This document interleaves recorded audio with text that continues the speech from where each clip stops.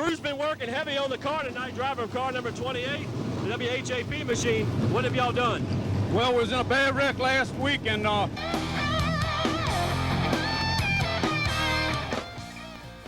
we've been trying to get them to check some cars all year long. The car in particular, it's been like that the whole year. They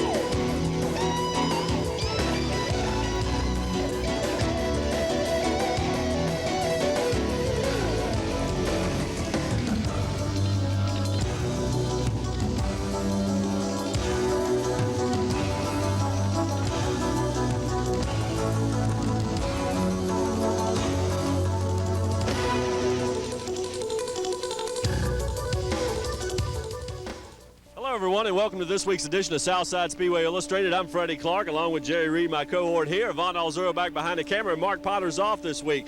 But we're going to have some exciting racing for you. Going to show you all the highlights from Friday night's racing at Southside Speedway. But before we do that, we're going to talk about the past few weeks here. Well, actually, the past season, because we're at the midway point in 1996 here at Southside Speedway. And just taking a look at the mini stocks, Jerry.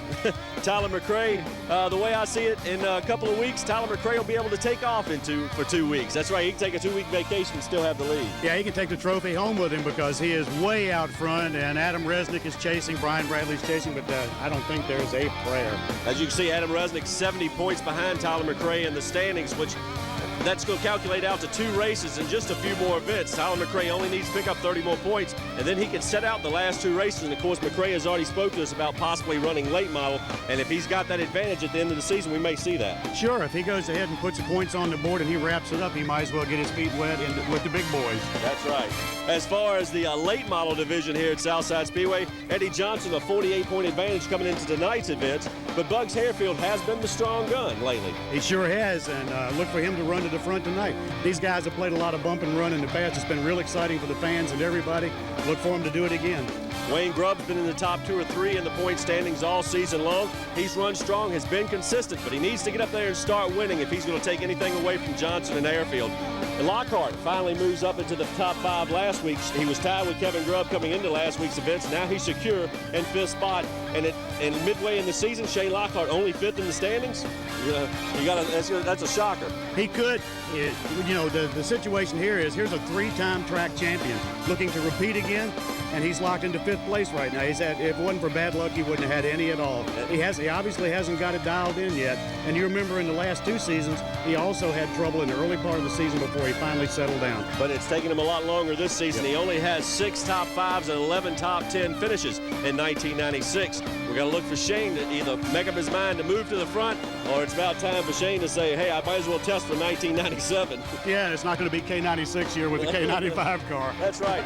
As far as the Grand Stock division, John Eversole, he's been dominant all season. You've watched it here. He's been the strong one. A little bit tonight. He was too wide before qualifying, but he fixed the car. 1 lap of qualifying, still ended up on the pole. But there's also some rumors that we're going to see some changes in the Grand Stock division. An old friend of Johnny's may be back soon, and that's Billy Morris. In case you didn't know, Billy is supposedly going to buy the 07 car of Robbie Langford, and he may be back at Southside soon. If so, watch for Eversole to have his hands full. And if he does, we'll find out if it was truly that car, the car that he drove, that so many other people drove so successfully, if it was the car it's the driver. I got to think it's Billy's talent. Well, Billy knows how to set it up. He's come out here. He helped Chad Mason on his qualifying setup, and Mason all of a sudden qualified on the outside front row a couple of weeks ago. So Billy obviously knows how to set up one of these Grand Stocks. As far as Wayne Clark, he set 2nd in the point standings. He's been chasing Eversole the last couple of weeks. We expect him to see be a little bit stronger. He's got a Wally motor into that machine now, but now they're trying to dial in the setup for that power. You get the power and the car goes loose or it pushes in the middle of the turn. That's what's been happening to him an awful lot. So look for him to move up, but I still think the dominant force is John Eversole. John Eversole is going to be tough to beat. Billy Moores can't challenge him for the points, but he could make it possible for Wayne Clark to pick up a few more points on Johnny if something happens. He can play the spoiler role. That's exactly what you want. He wants to spoil everybody's fun by winning a bunch of races in a row. That's right. As far as the Chargers now, we've seen Mike Greathouse. He has been the dominant driver. He's won from the pole. He's been up front each and every week. He's won several events. As a matter of fact, 9 wins coming into tonight. Brad Skelton has 1 win but leads the points because of 1 DQ, and that's all it could take. That's all it takes when you lose that many points, when you drop completely off of the board at a specific race. That's what it does to you. It puts you back in the standings. 50 points, you lose totally. You get nothing. Yep. So it's and now we look at all the drivers that have a chance. I'd pretty much say if you're not in the top 5 or 6 right now, it's going to be pretty tough to come off and win a championship in 1996. It's going to be nearly impossible. These guys are locked into guys who have been running up front, know the setup. They're going to battle with each other. It's going to take a major catastrophe like a blown engine or a wreck up front to get some of these guys up there. But you know, on July 12th, they're going to start something new here at Southside Speedway. The top 5 finishers in the late model race will stay on the track. They will invert the top 5 cars. The man who started 5th will start on the pole for a special dash race that'll pay $500. That's exciting. That's going to be something for the fans to watch. This is going to be a dash for cash.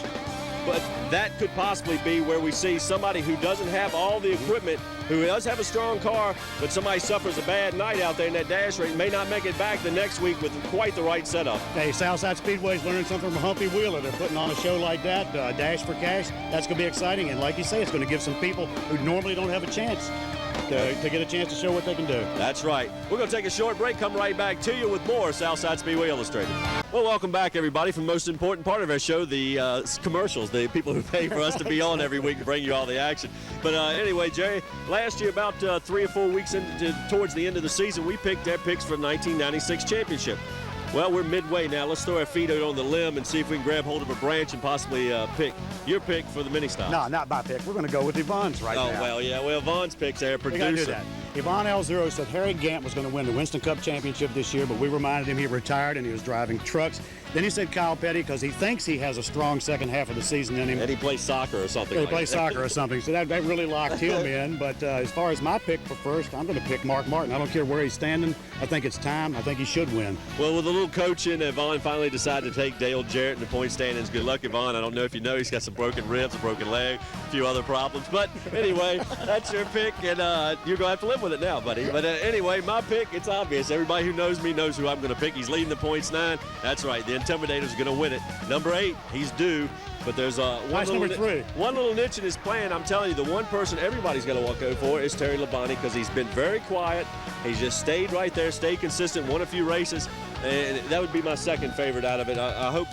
Well, I mean, I think Gordon's going to blow up somewhere along the way and cost him the championship. Well, I think Texas Terry has a good shot at it, honestly. I just like Mark Martin because I think it's time for the guy who came out of the ASA series, which, by the way, is going to be at Southern National Speedway November 17th for their points finale. He and Dick Trickle and all those guys came out of that. I think it's time for one of those ASA guys, aside from Wallace, Rusty Wallace, to win this thing. Well, we'll wait and see on the Winston Cup. As far as here at Southside Speedway, the mini stocks, well, it's pretty obvious who's going to win that one. I mean, if we said anything but Tyler McRae, and Yvonne said Adam Resnick, but it would almost be saying, well, I'm going to throw $10 down the hole to this bookie down here at the bottom. but I'm going with Adam Resnick too. Oh yeah, okay. Yeah, I'm going with him. Go Adam, get him. Well, I'll stick with Tyler unless he has several problems like he had at Manassas a few weeks ago with the illegal carburetor. Then you pretty much count McRae the champion here. Well, that was only a Manassas illegal carburetor. Yvonne's picked John Eversole for the Grand Stock Championship. Your thoughts? That's mine. You got John. I'll pick him hands down. John's gonna be tough to beat, and if Billy comes back, it might get interesting. Give Wayne Clark a shot, but John's got enough of an advantage right now where he can actually miss a race and finish dead last in another one and still have the points lead. So. He's got a motor, he drives good, he's got the setup. I mean, what more do you need to go for a championship? And Yvonne said the house will be a rocking, great house that is. He'll win the championship in 1996 here at Southside. I pick Skelding. Skelding's going to be tough. He's a thinker. Skelding, I mean, that's what he does for a living. He thinks. That's right. He's going to be the hard one to beat when it comes down to those last few weeks. If Greathouse has not caught him and passed him with 3 weeks to go, it could very well be Skelding as champion. Steady finishes for Skelding. He's always there. He's only won 1 race this year, but I think, like you say, he's a thinking man's driver. Well, how about the late model division? He's gone with Johnson. Yvonne's picked Eddie Johnson. I'd say that's a pretty good pick. I picked Bugs Harefield. I think something's going to happen to the 57 car, one of those untoward things like maybe a blown motor. I think it's going to be a last place finish, and I think Bugs will pick up a bunch of points, and he's going to win it. Well, there's still a thought, too, that Eddie may make a bush race before the end of the year and actually miss a Friday night out here at Southside. So that rumor is still in the air. As far as me, I'm going to have to go with Bugs, too. Bugs has been aggressive. He can be aggressive when he needs to be. He lays back when he has to. He's a smart driver. He knows this track inside and out. And I think he's going to get involved with Eddie a little bit. If they get to battling hard like they did last week, then it's a very good chance that you may see one of those other guys slip up through there. I don't think Lockhart's going to make it forward. I just have a feeling it's going to be the 04 car, Bugs Harefield up front, no matter what. I think this is his turn. Well, as for us, it's time to take another break. We'll come back with the highlights of Friday night racing at Southside Speedway. Tyler McRae jumped ahead of Chris Phelps to lead circuit number 1 for the 10-car mini-stock field. Adam Resnick had his hands full fighting Chris Weatherford for 4th, but finally won the position as the two split the lap car of William Collins. McRae stayed out front to win event number 11 for the season. Phelps took second with Brian Bradley third. Well, trophy number 11, and well, Phelps got ahead of you last week. Did you have to put glasses on? Did you lose track of them? What? No, we just run a little late this week. I didn't get a haircut, didn't shave, didn't get to put in my contacts. We went out to practice last week and got the car down running pretty good, and I got my late model, and we got that going pretty decent for me. It's just my second time, and getting pretty consistent in it, just having a lot of fun learning. And come out here, miss all the practice except for the last one, and it feels weird stepping back into a mini stock again and get it back down, get the pole, and here we are again. Well, Tyler McRae, a little bit rough, but styling and profiling in victory lane again tonight.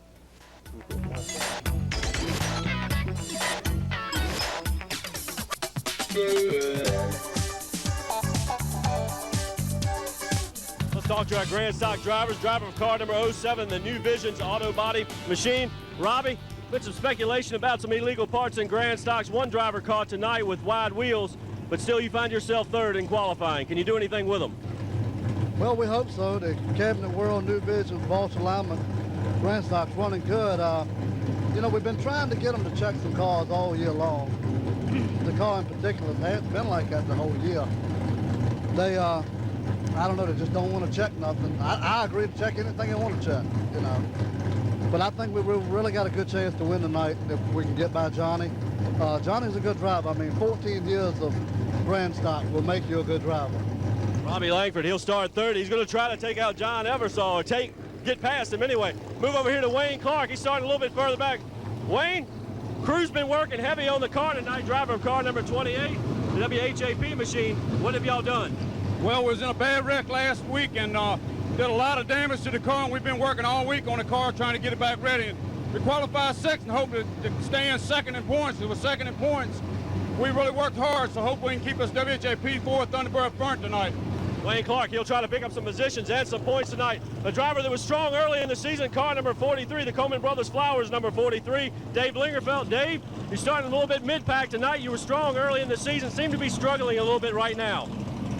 I can't hear you. I say you seem to be struggling a bit right now, mid-part of the season. Yeah, we are. We're trying to find out what works to get back up front again. It's just been slowing down. Where's from Dave Lingerfeld? He'll get fired up and take off. Let's go to the highlights. John Eversole and Glenn Jarman held row number 1 for the start of the night's Grand Stock 30-lap event. Eversole secured first, and now newcomer Jason Palmore in car number 33 got his first taste of paint trading at Southside. The top 6 went single file as the Law Duck worked his way to the inside of Lingerfeld in the fight for 7th spot. Lingerfeld and Bill McGonigal spun in turn 2 to bring out the event's first caution.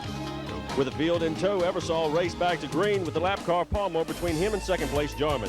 Langford had his hands full trying to hold his third place qualifying spot. Chad Mason saw an opening on the inside as Langford drifted high in turns 3 and 4. Mason made his way to the bottom and then to third on the next circuit. Eversole went uncontested to the finish for the win. Jarman held off a late charge of Mason for second with Langford and Mike Tomlin rounding off the top 5. John Eversole, 8 wins, 11 top 5s. You're really smoking them out here, man. Yeah, I can't say enough about the car and the crew and all the sponsors. That's what does it. They work hard on the car. They keep it going. Crystal, my car owner, she makes sure they have whatever they need. We don't have a big budget, but we work with what we got, and the car works real well. That's not the only thing it does. It a good driver, too. You seem to know where to find the groove and jump out front. Well, that car makes it kind of easier. It makes me look good. Anybody can drive a good car. I've always said that, and I believe it. And that's a good one, so it makes me look good. All right, John Eversole, your winner in the Grand Stock division.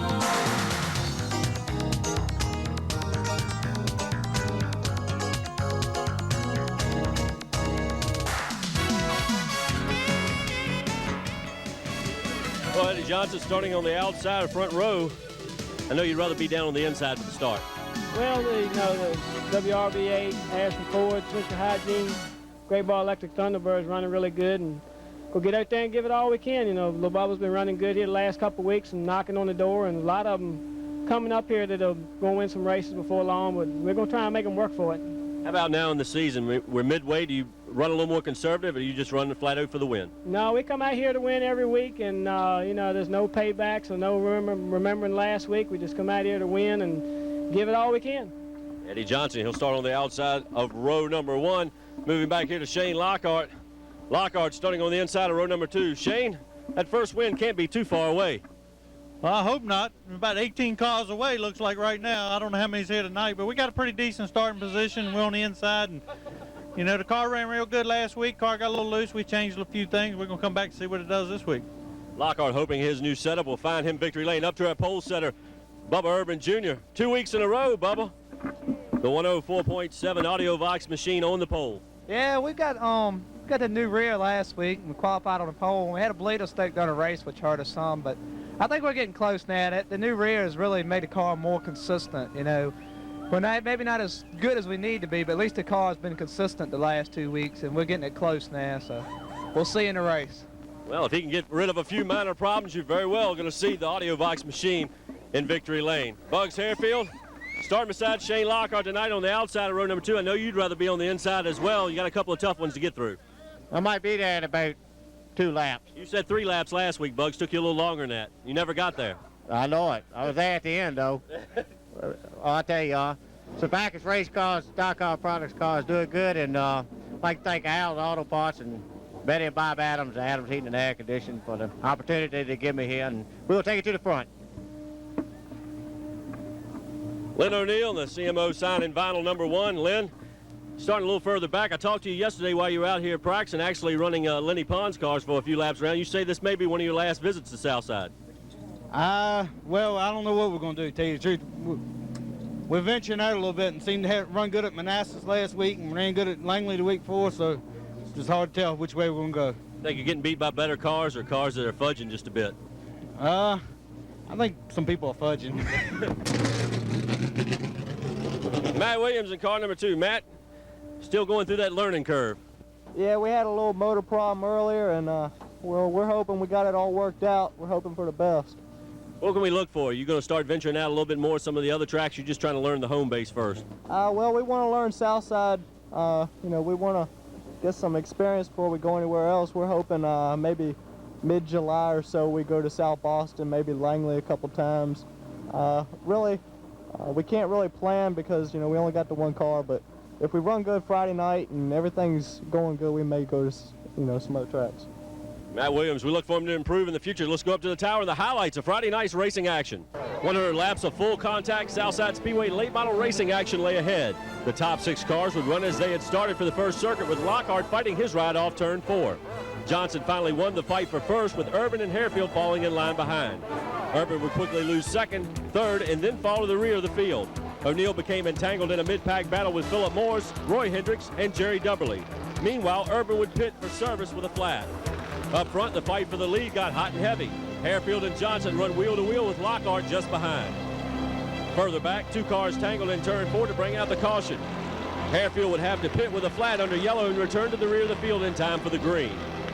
Johnson now led over Lockhart and Kevin Grubb. Lockhart jumped to the outside of Johnson on the restart, with Grubb also taking the high side. Both would bypass Johnson. Tony Culley next worked to the inside of Johnson to take third. Mid-pack, Hendricks and Morris ran wheel-to-wheel to fight for position as well. Rodney Estes spins coming off turn 2 to allow the field to catch their breath under the yellow. It would be a short run of green and then back to yellow as Wayne Grubb spun coming off turn 4.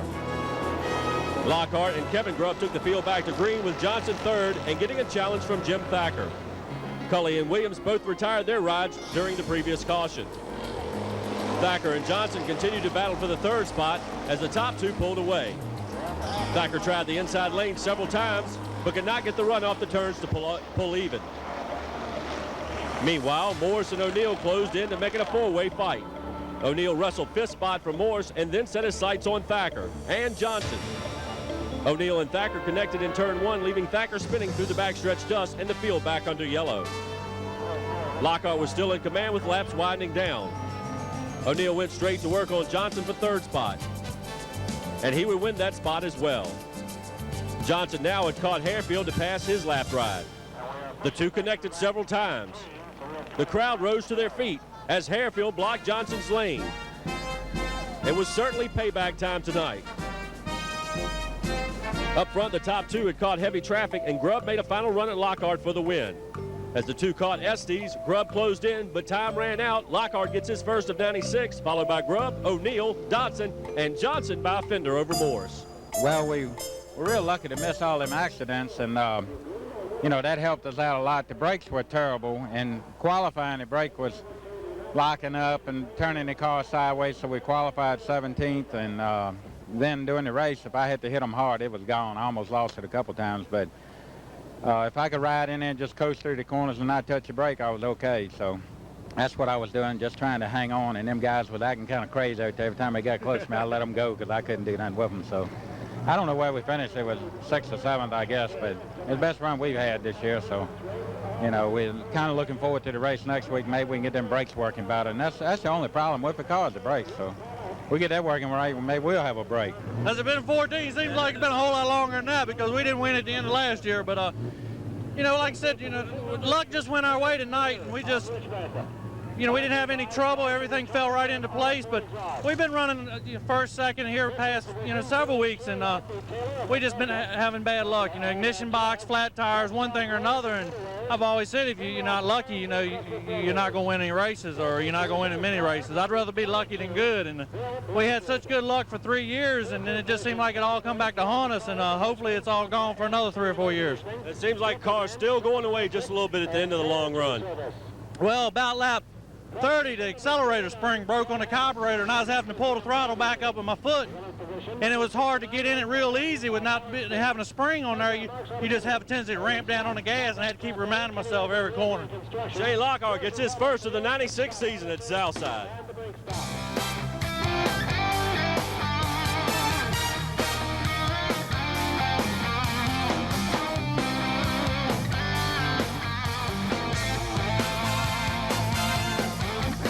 Mike Greathouse and Brad Skelding held the front row for the 40-lap Charger run. Greathouse takes the lead as Cliff McDaniel follows to second. Kevin Minner and Mike Hall get together on the backstretch, but no caution would fall. Skelding wrestled his way back by McDaniel for second, but Greathouse was already 10 car lengths ahead. Even with an extended feature, there was still plenty of paint trading and fender wrinkling action.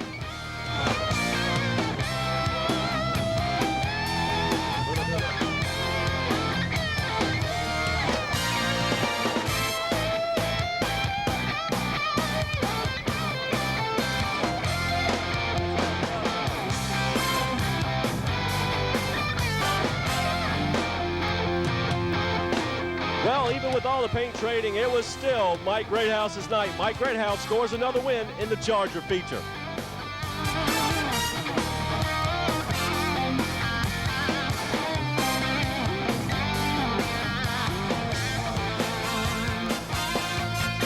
Well, unfortunately, it's time for us to say goodnight. It was a great show, and as you saw in that late model race, things may change here at Southside. It's not over yet. It's not over yet because Shane is definitely coming back, and Bugs and Eddie look like they don't like each other at all. It could get interesting. As for me, I'll be back here next week to watch all the racing action. Mass cars off till July 13th. Tom Dance continues to show the way in points there. Dan Arnold, 1995 champion, running second, chasing him down. And down at Southern National Speedway in the late model stock division, Billy Ray Lucas with the mean green machine is showing the way in points. He's a tough one. As for us, we'll see you next week. A special show for you, a little something for the ladies, a special dedication. Be sure you tune in. And if you missed this edition, hey, we're on Warner Brothers, WAWB, TV 65, late nights Monday, 1 a.m. going into Tuesday. Be sure you tune in. We hope to see you there.